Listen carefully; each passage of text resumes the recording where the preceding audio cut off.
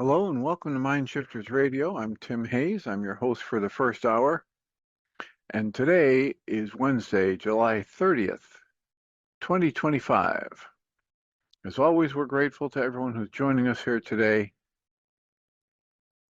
as we spend another couple of hours teaching and supporting people in using some of the most powerful, effective, efficient, and accessible tools I've ever encountered. These tools are available absolutely free through the tireless efforts of Dr. Michael and Jeannie Rice on the website at whyagain.org. If you go to that website and click on the two words that say Start Here in the upper left-hand corner, it will take you to a page where you can download and read Chapter 24 of Dr. Michael Rice's book. His book is titled, Why Is This Happening to Me Again? And that chapter of the book contains a narrative description and explanation of the primary tool in this work. That tool is called the Reality Management Worksheet, sometimes called the Reality Management Wake-Up Sheet. And it's a tool I've been using to great effect for over 20 years now to improve the quality of my life and most of my relationships and to turn any negative emotional experience I have into part of the infallible guidance system that each and every one of us has been given. You can also download the actual worksheet process itself. It's a simple PDF file. Click the link, download it, print it off, copy it as often as you'd like, and use it over and over again absolutely free. You can also download a whole host of audio files or shows just like this one, where people have been stepped through the worksheet process. And if you choose to listen to them even repeatedly, they can serve as a powerful tutorial for you to help you get maximum benefit from these tools in the shortest amount of time possible. You can also go to your app store and type in the three words Heartland Aramaic Forgiveness. And if you choose to do that before you're done typing the word forgiveness, you'll see the glowing heart icon. If you tap on it, it will let you download a completely free and private app that contains the Reality Management Worksheet. It contains an abbreviated version of that worksheet process.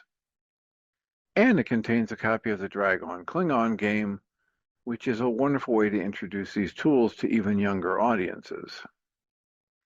We hope people do all of that soon and often, primarily because it tends to improve the quality of people's lives the more they actively apply these tools in their lives. And secondarily, because it tends to prompt comments, questions, answers, and testimonials. And if you have any of those to share with us, we'd greatly appreciate you doing that by giving us a call or sending us an email. You can email me at tjh@mindshifters-academy.org. or you can email Jeannie at jeanie@whyagain.org. That's whyagain.org. And if we get a question or a comment from you, we'll address it on the internet show, and then as time allows, send you a notification about what day and time that occurred, so you can listen back to the archives for your feedback or input.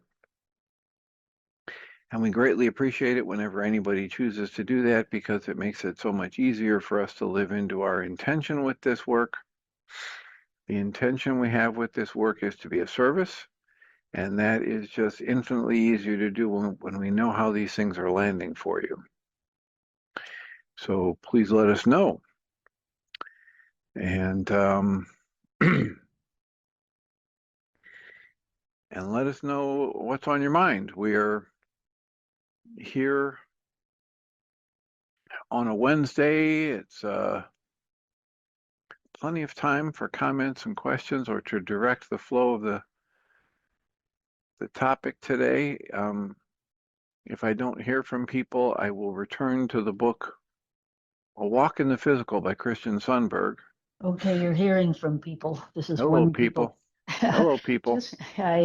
Thanks for the Pixley thing. I just wanted to make a pitch for anybody listening. Your interview with Marcella Pixley was wonderful, and I loved how naturally it flowed with you and she reading poems and stuff and bringing in Andrea Gibson and making a pitch for her book, which it deserves. That was great. Thanks. I'm very glad you liked it. Yeah, Thank you. like it.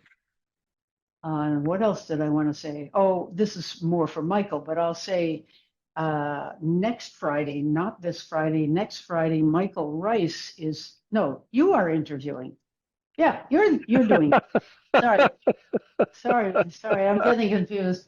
I told the right thing to we just came off our support group and I told them about, so we should have extra people on the radio show that day.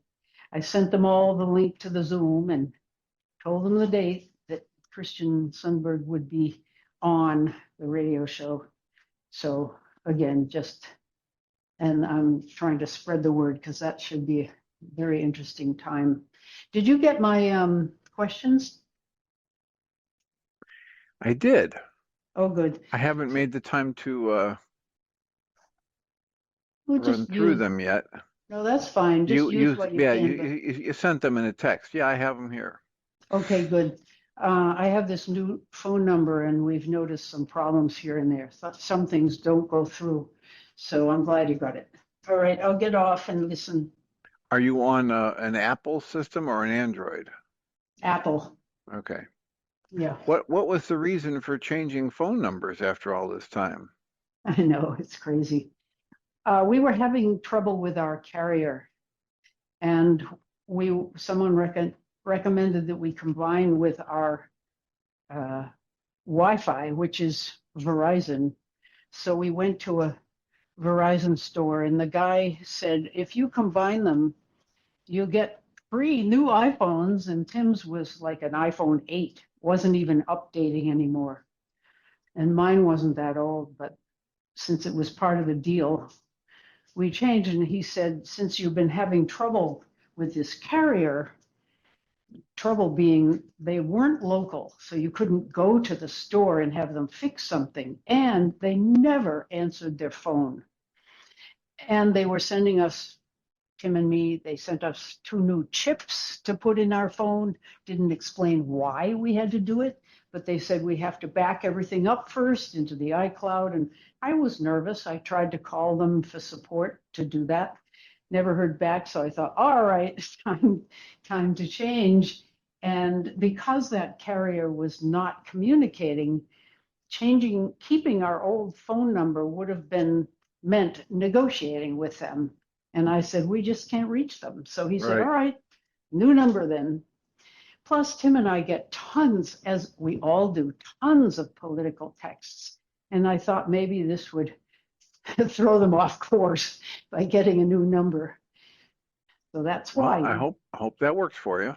I hope so too. We don't know. Yeah, yet. I just it's been so long that I've been in the work world, and your phone number being consistent over time, moving from place to place, is just so valuable. So I just thought some people aren't that hung up on it. So yeah.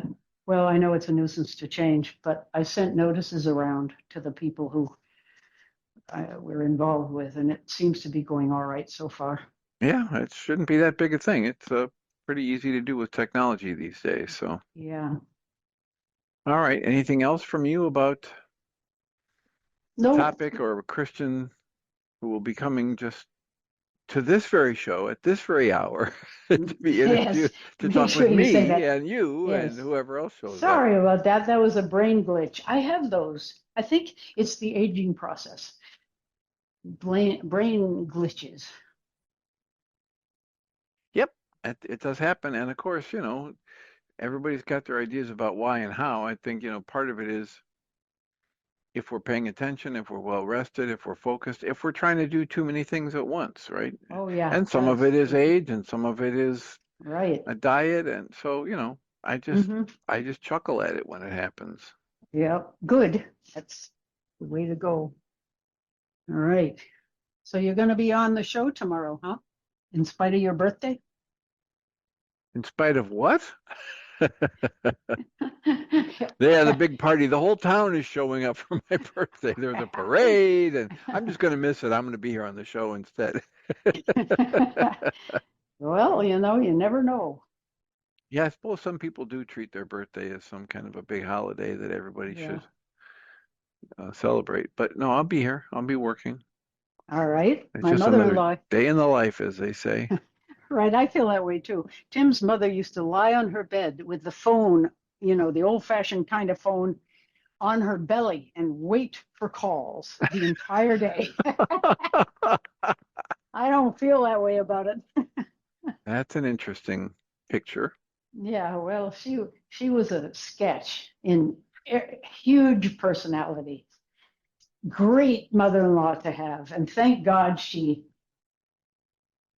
if I had something that wasn't altogether praiseworthy to say to her or praising to say, she was a very honest woman and would hear me out, and we would always have a good dialogue. In other words, I think it was one of the healthiest relationships I could have possibly had with a mother-in-law.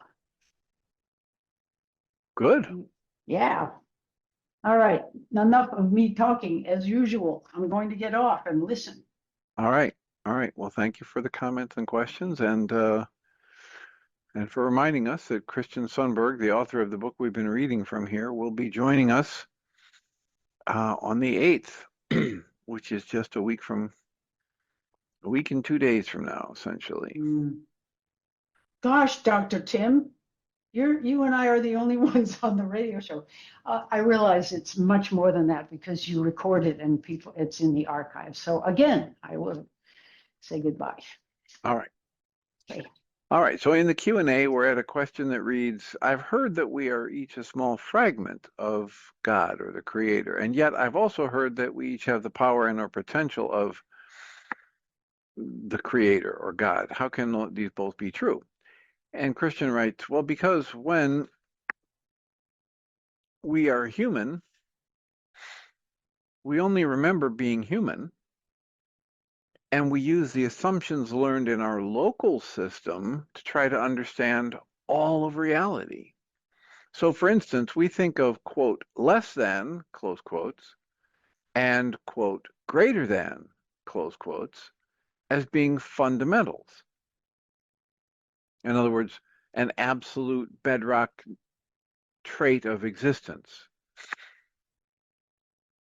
In other words, we believe duality. We believe that we're separate. We believe the tiny little pictures that our senses give us.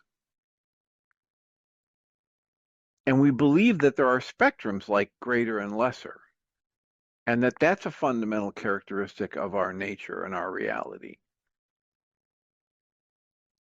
However, they are not fundamental.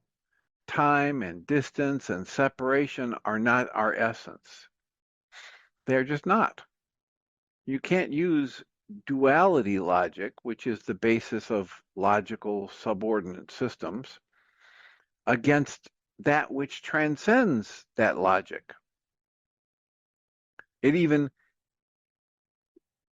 that which literally generates that logic. Because,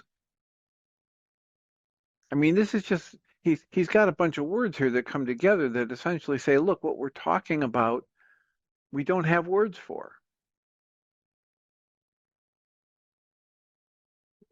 Thoughts and words and letters, these are of form, like my body is of form.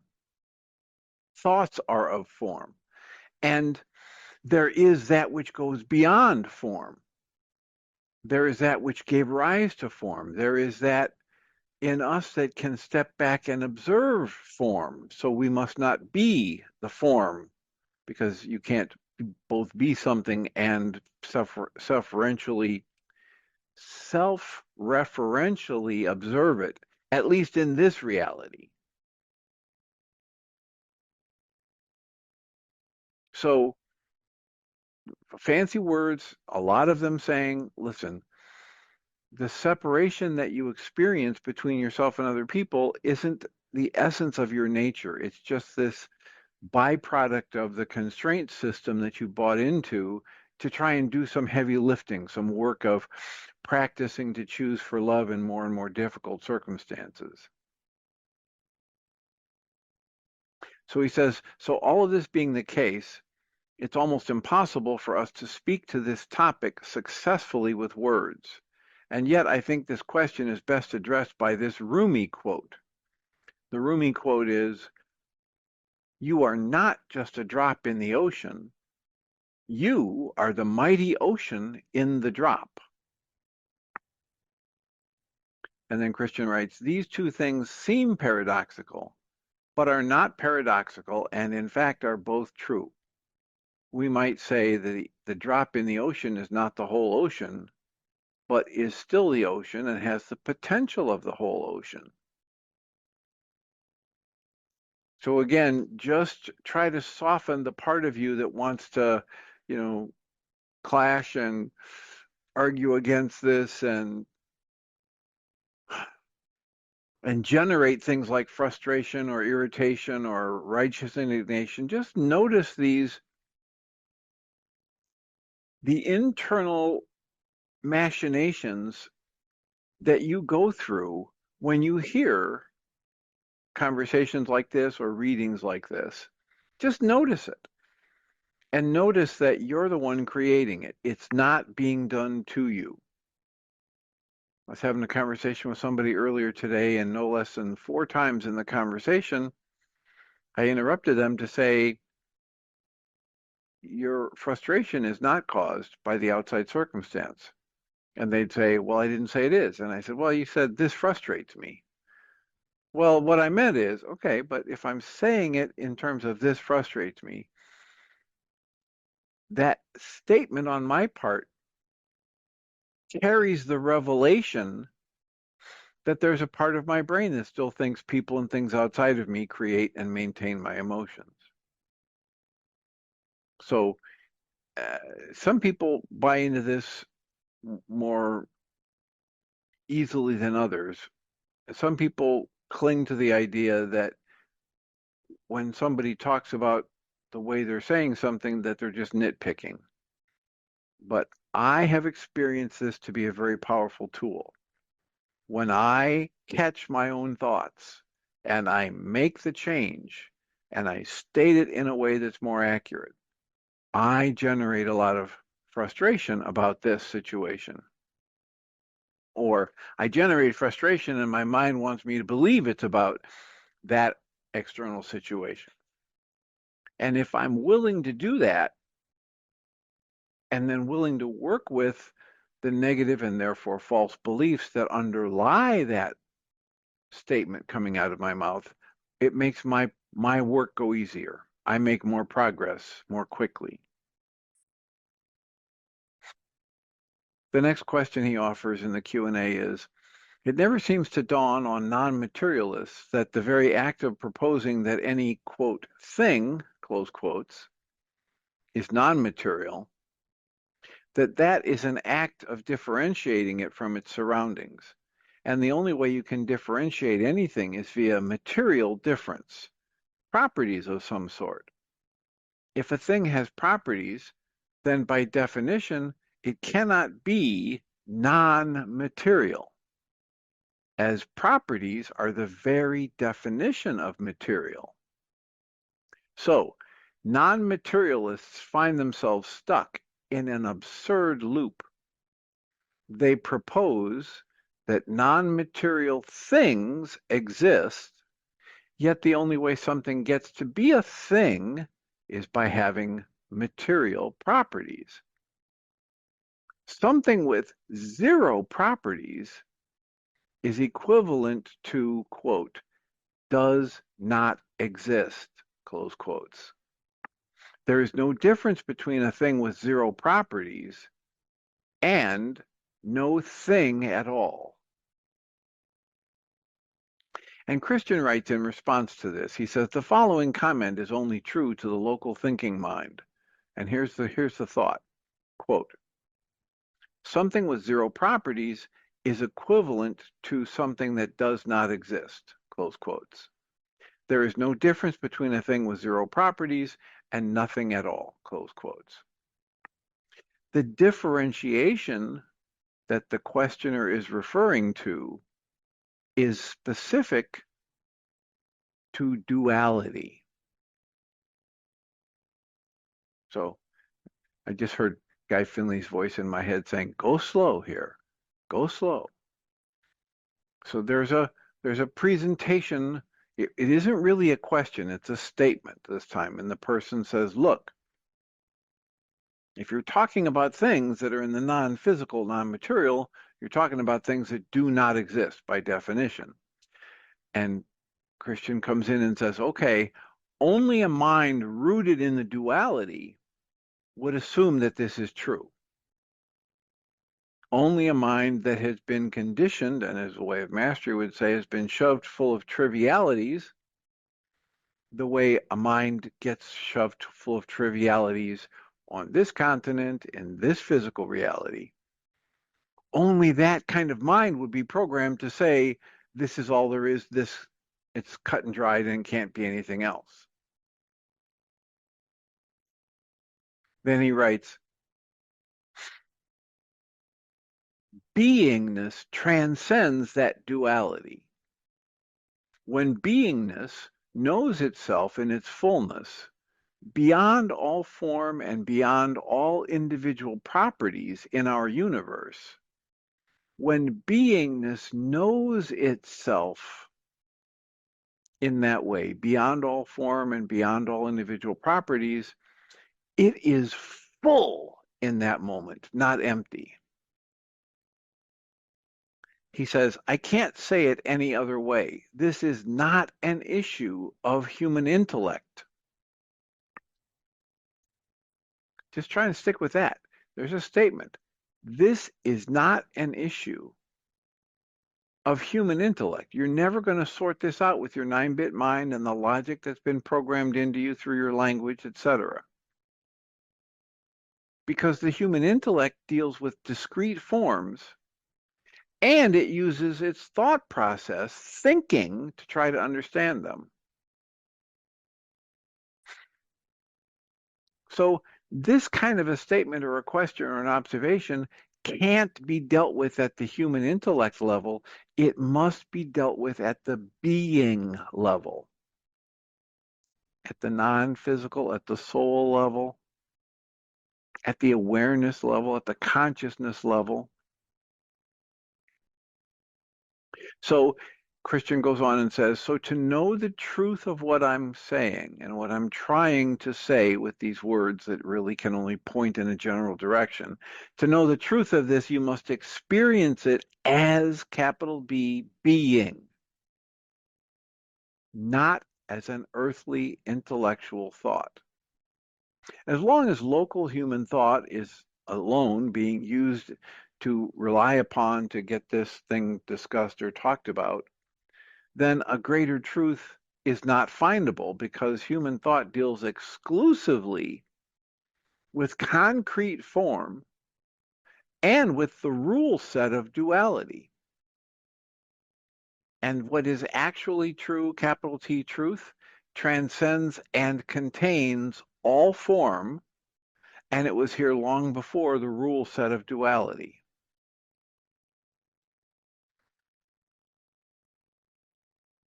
So if you like having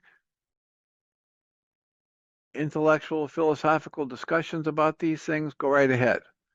And also know that it isn't really worth your getting bent out of shape over or upset about, or it isn't really worth you deciding to commit a tremendous amount of resources to find a definitive answer, because there's no definitive answer available within the realm of logic and thought and the physical realm.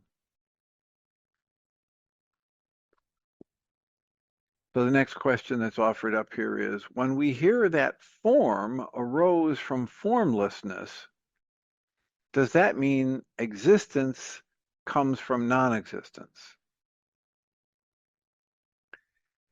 And Christian writes, consciousness is, period. Consciousness is, period. Put another way, here he has it in quotes, that which is, close quotes, exists. Then things such as form, bodies, thoughts, words, all of those things arise within consciousness. That includes systems of duality like our own, where conflicting ideas like existence and non-existence can be considered intellectually, or where systems of linear time like our own,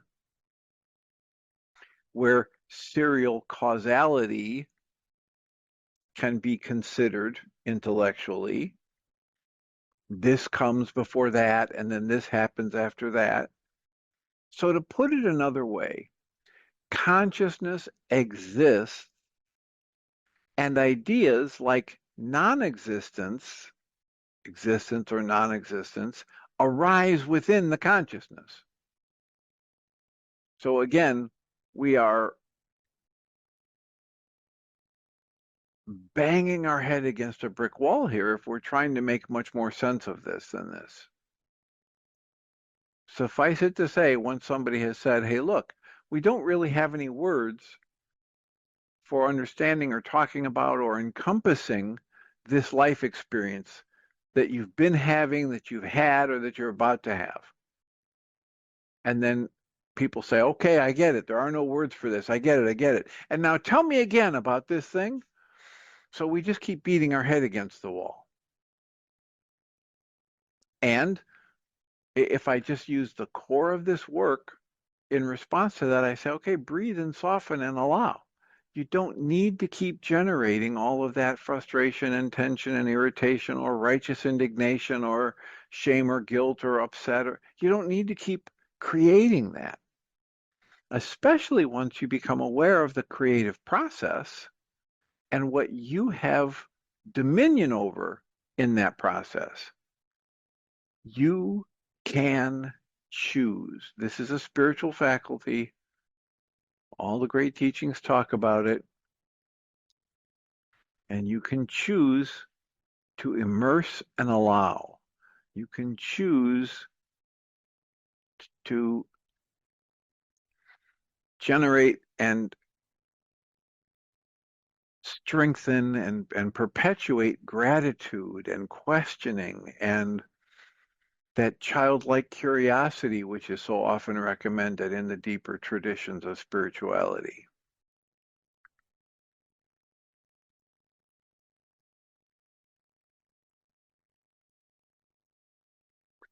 So we're into the last segment of this book. It's part 4. He writes brief comments on personal investigation.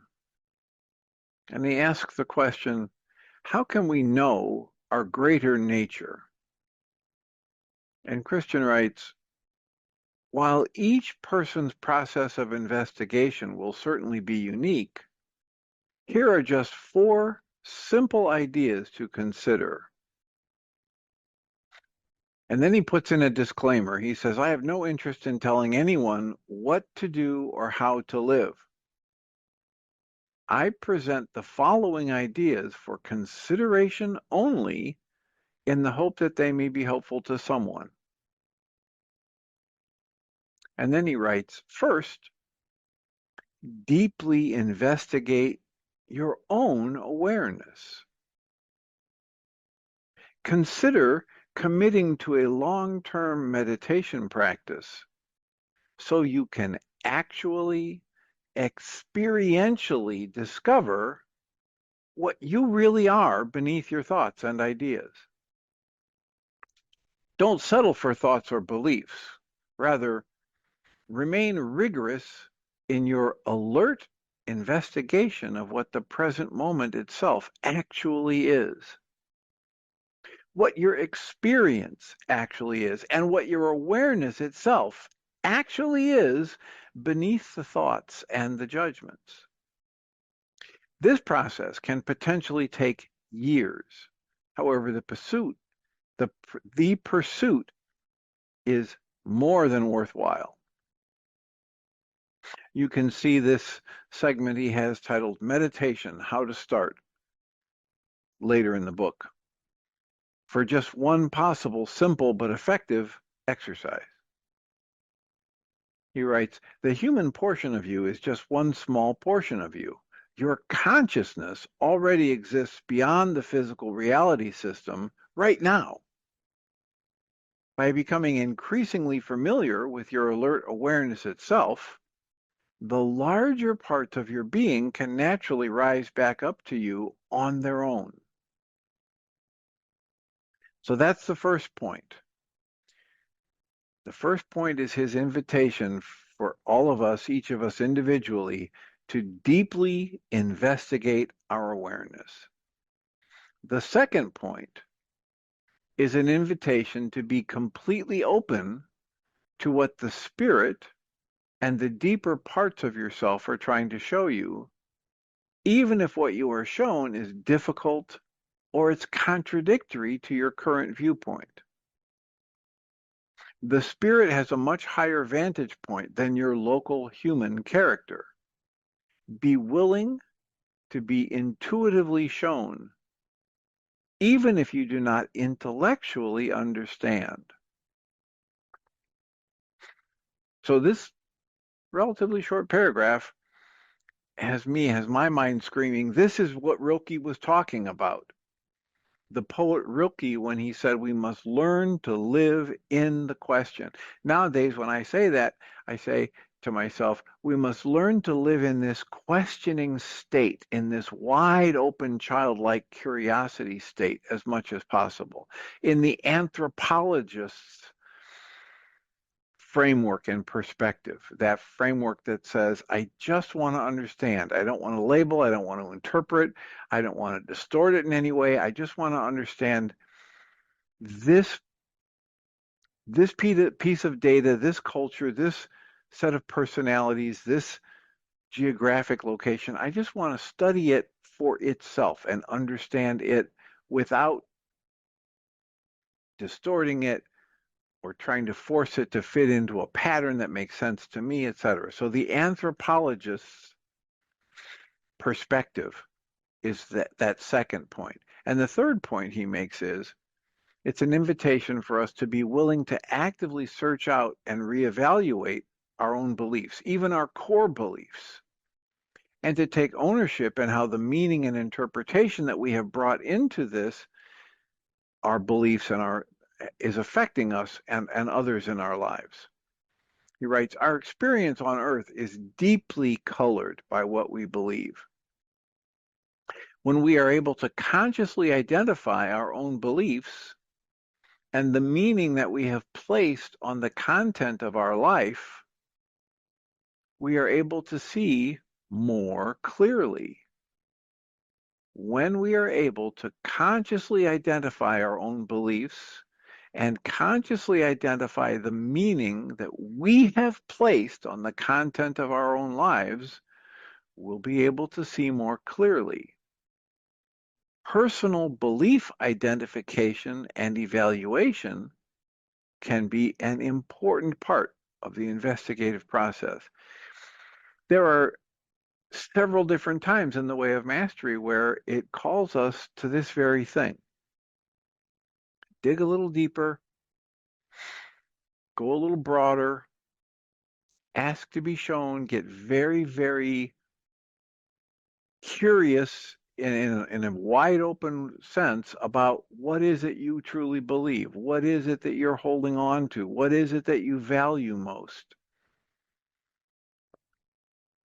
Every time I've been involved in something like this across the decades with people in these, whether it's in an actual hardcore therapy setting or self-help group or whatever,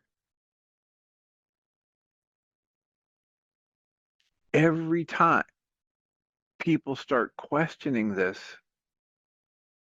for themselves, it it it lightens things up. It softens things up. And they become aware. Oh my gosh, I didn't realize how tightly I was clinging to this or that or the other thing. And the fourth point he makes here is it's an invitation again for us to be brave enough to actually face and feel everything. Face and feel everything that comes up. whether it's a physical sensation or an emotion or a reaction to a thought process, both everything that happens inside of you and everything that happens outside of you. The invitation is for you to allow yourself to feel everything you actually feel as long as you're human. Even your deepest darkness. In other words, even those things that you've been turning your head away from and not wanting to look at for decades.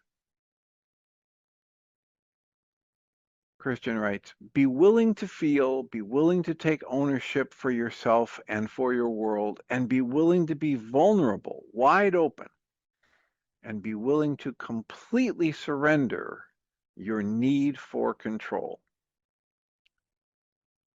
Again, the forgiveness pattern, the reality management worksheet. I cancel my need to be right. I cancel my need for anyone or anything to change. I give up any sense of needing to control anyone or anything, including myself, and ask to be shown a different way to look at the current situation. Christian writes, be authentic. Spiritual growth is a growth of the being, not a change in ideas. Man, this is a gut punch for people. When you're able to let this one in, you'll feel a gut punch. It's okay, it's safe, the pain subsides rather quickly, and yet for beings who have been conditioned for decades to think that thoughts and words are primary and your thoughts and words are the truth, and who has the right words and the right thoughts and the right beliefs, they've got the power and the control. The idea that you take a mind that's been conditioned to believe that for decades and then say to it, oh, by the way, none of that really counts. Your thoughts about you are not the truth of you. Your thoughts aren't the way to a higher spirituality. That can, when we let that in, that can feel like a gut punch. Spiritual growth is not about a change of ideas. It is the growth of your ability to be fully present in the moment. Christian writes, as your full experience is fully encountered, the greater parts of yourself will naturally reveal themselves.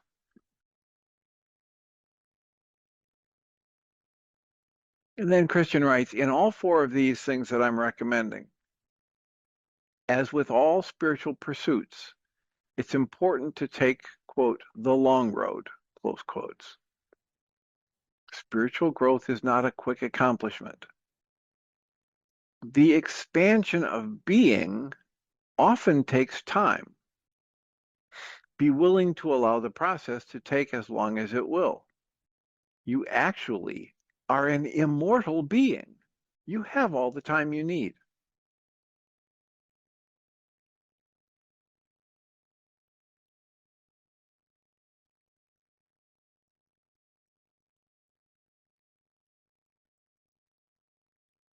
So we're essentially at the end of the book, and what follows is some recommendations about a meditation exercise,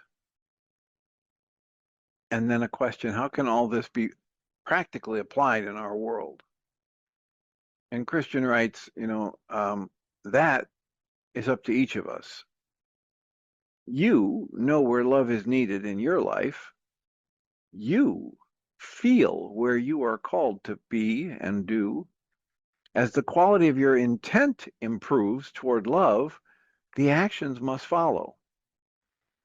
Loving thought and action flows from us naturally when we overcome our fears and more fully allow the power of life to flow through us. If you get to the point where you recognize that you are the one that creates every emotional experience you have, And then you recognize that it's your fear that keeps you, or your anger, or your sadness, your tightness, or tension, any negative emotional state, that's what keeps you from perceiving things accurately. Once you recognize that, and you realize you're the one that either creates or doesn't create that fear that distorts your perception, now you've got the keys to the kingdom, to borrow a phrase from the Way of Mastery. What would be the keys to the kingdom? My ability to dismantle the negative emotional states, and in that instantaneous process, restore right perception, restore a corrective lens to my perception. In other words, I might say it this way: as I dismantle my fear, I distort my perception less and less. And I move closer and closer to this, the goal, which is to be able to see things clearly and see things accurately. And of course, as long as we're looking through our five senses, as Anil Seth tells us in his videos about hallucinating perception, as long as I'm using my five senses as my primary method of perception, I'm not going to see very much of anything about the totality of what's going on, because the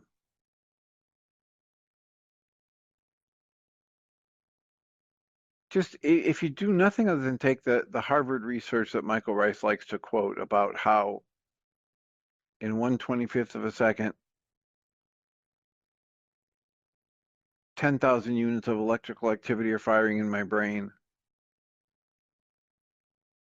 and I'm only able to be aware of 9.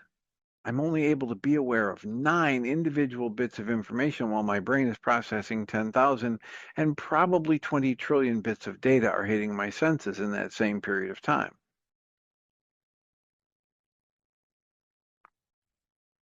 Now just slow this down and think about this. My senses, my very limited senses, right? My eyesight doesn't pick up infrared or ultraviolet. We know that there are things that other animals can hear, higher pitches and lower pitches, than we can register with our ears. We know something about how difficult it is to maintain the physical sensitivity for long periods of time. We know that we're extraordinarily limited by our five senses. And then we recognize that we only register consciously a tiny, tiny sliver of a fraction of a tiny, tiny, tiny slice of 1% of what's actually hitting our senses.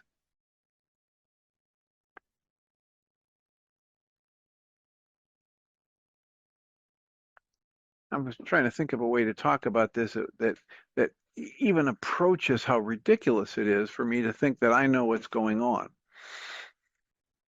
And it's in the past I've used things like, I can't go down to the river or over to the ocean with a bucket and scoop up a bucket of ocean water and say, now I'm going to take this in the lab and study it, and I'll know everything there is to know about an ocean.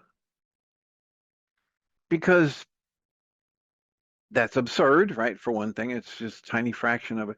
But then the idea that we could comprehend and grok or really deeply understand our existence and the reason for it is even more bizarre than that. It's like there's a piece of wood that was floating around in the ocean, and it got washed up on shore, and somebody saw it and said, hey, that kind of looks like a duck flying. And they took that piece of wood and they put it on their mantle, and it sat on their mantle for like 50 years or 100 years. This is a piece of wood that at one point in time was floating around in the ocean until it wore away this part and that part, until it looked like a duck flying. And then somebody comes along and sees that piece of driftwood that hasn't been near the ocean in over 50 years. They see it sitting on the mantle and they say, hey, there's a story about this that says it used to be completely surrounded by the ocean and the ocean soaked all the way through it. I'm going to study this and I'm going to learn all about the ocean. That's how bizarre it is for us to say we're going to come to a sense of purpose in life and get exactly our next right action, and we're going to understand it all and we're going to be able to talk. It's just bizarre. And it's that bizarre nature which leads to all of these, what's the word here? Nonsensical, contradictory, violent, abusive, um,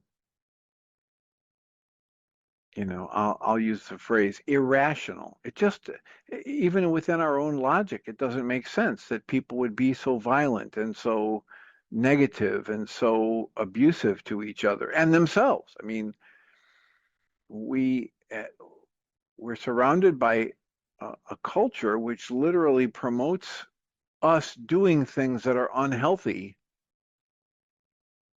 to our very being, to our bodies, to our relationships. Just pause for a minute and think, does your mind register some of those things? I just said that we're living in a culture that actively promotes for us to do things that are not healthy for our body, not healthy for our mind, not healthy for our relationships. Now, when I say that, does it instantly come to you to understand, oh yeah, there's a bunch of things about this culture that promote us as individuals to do things that are unhealthy for our body, for our mind, for our relationships? If they aren't flashing into your head, just try things like alcohol and drug use. Try things like chemical additives in your food and preservatives that they know cause disruption in your hormonal system, or they are been labeled as carcinogens or cancer causing agents for humans or animals or whatever. Just think about the obsessive pursuit of accumulation. Just think about it. I remember hearing that Ace Ventura Pet Detective, Jim Carrey, the actor Jim Carrey, was quoted as saying he wished everybody could get ultimately rich so that they could instantly afford anything they want, just so they would have the experience of understanding that doesn't make them happy. And yet we live in a culture which is almost exclusively based on get, acquire, amass, hoard on to, cling to stuff, essentially, right? Things other than your mind, your capacity for love and compassion, things other than your capacity for healing yourself and others. So we're living in culture that is actively promoting and encouraging us to go do things that are unhealthy for ourselves, our mind, our body, and our relationships. And if you can see that with me, more power to you. If you haven't seen it yet, let's back up the bus here and see if we can't entice you to slow down.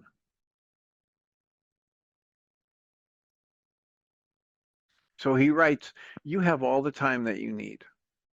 And then he says, here's about meditation and how to start. Meditation is a fantastic pursuit, the rewards of which are not apparent until after it's been practiced. Not everyone will benefit from a journey of meditation at any given time, and that's completely okay.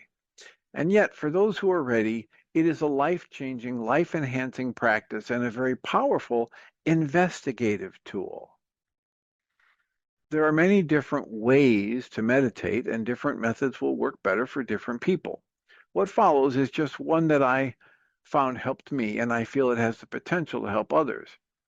The main exercise provided below is conceptually identical to the meditation exercise recommended by Tom Campbell in the aside of chapter 23, which is pages 171 to 179 of his My Big Toe trilogy. My Big Toe, T-O-E, My Big Theory of Everything trilogy. He writes, note that while a certain set of actions is described below, meditation is not ultimately about performing an action. Rather, meditation is an exercise in awareness, focusing awareness, directing awareness, knowing awareness, being that awareness. When the self is lost in the world of form and lost in the thinking mind, that awareness can seem to be lost. Meditation is the practice of using intention to move back towards the awareness that underlies everything in the world of form. It's important to set aside time to perform the meditation. The human personality works in time and typically has built up a huge amount of, quote, thought momentum, close quotes. And it has a lot of feeling momentum that it's built up over time, that it thinks it needs to move past. It thinks it needs to move past that form in association and towards itself, awareness itself. And this is very important to routinely do as I set time aside to do it. So I'm going to create a new momentum, a new practice, a new habit of being. He writes, an instantaneous return to deeper awareness is certainly always possible. However, most humans require the use of time to achieve it, because that's how they've connected this in their mind. They've made the association between form and thought and awareness and relaxation. He also writes, also, as you practice meditation over time, if you feel frustrated, you're probably trying too hard. While the effort may be required in the early stages, ultimately the process is not one of effort, but one of ease. And then I'll just wrap up today with his meditation exercise. He writes, sit in a quiet place, close your eyes, pick a neutral object of focus to think about in your mind. This could be a visual object, like a table or a triangle, or an audio repetitive sound, or even a combination of both. Whatever object is chosen, stick with it. Visualize or otherwise mentally focus on that image, the object, and then keep your concentration focused on it. Thoughts will come to you and you will find yourself suddenly off thinking about something else. When you do, here's the key word, gently redirect yourself. Gently redirect yourself back to focusing on the neutral object that you chose for this meditation. If thoughts come constantly, then make the object more active. Do whatever you have to do to keep your focus on the object. It's okay that thoughts come. Allow this acceptance, surrender to this, refuse to judge yourself as to whether or not you're doing it right. Just keep redirecting your focus gently over and over again. The form of the neutral object that you're focusing on in your mind is irrelevant. What's important is the action of using your intent to focus on something neutral that you're choosing, rather than on being lost in some stream of thought, rather than allowing that mechanical level of mind to grab the wheel and drive the bus, so to speak. He writes, you'll find that doing this for just 10 minutes is very difficult at the beginning, And you'll also find that in just 10 minutes, you can probably slow down your own thought momentum. You'll notice how much it's slowed down, perhaps even in the first time you try this. And then he repeats, he goes on, repeat this practice regularly. It's important to train yourself to be able to focus on something neutral. In other words, to be like the pilot of your ship, the captain of your thoughts, right? To be able to notice where your thoughts have gone and then wake up to the realization that you can shift them, you can bend them, you can focus them on something else. You can choose the focus of your conscious awareness, and that is the actual mechanism that creates your experience of life each moment. And then he writes, set time aside every day, at least 30-40 minute period or 2 20-minute periods, just sitting there focusing on a constant neutral image or possibly a neutral sound. Eventually, after consistent practice and over time, you'll find the thoughts coming are much, much less frequent and much less intense. And you can eventually drop the object of your focus and instead just focus on your alert awareness of this present moment. And you're just going to be aware of this present moment for exactly what it is, whether thoughts come into your mind or physical sensations make themselves known. It's important to remain purely and intensely alert. That's just, you're not doing as much as being. And then he writes, over time, you'll learn to become aware of what thoughts feel like when they come and go. And more, you'll grow in this awareness of what you, the real awareness part of you is and feels like when you're not constantly focused on the dream of form or this series of thoughts that are racing in the mind that's been programmed to value thought above all else.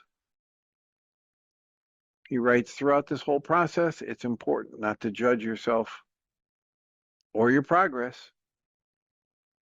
You will undoubtedly find yourself thinking, oh, am I doing this right? Oh, am I actually meditating? Oh, am I screwing it up? What if I'm wasting my time? Etc., etc., etc. Just watch those thoughts.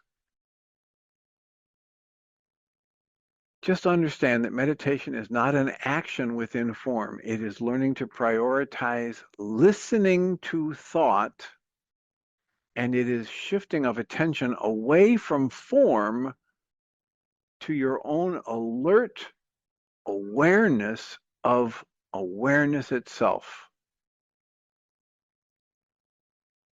That awareness has no definition, and you can't do the awareness. You can, however, put yourself in a state where suddenly, as Muji puts it, quote, peace will come and kiss you, close quotes.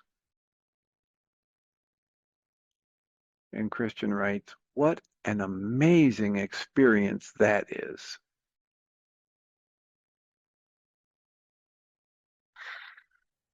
So that's all I'll read for today. We're here at the end of our hour. I thank you all for being here. It's a Wednesday, so there won't be another support group until next week, until Thursday, which is tomorrow.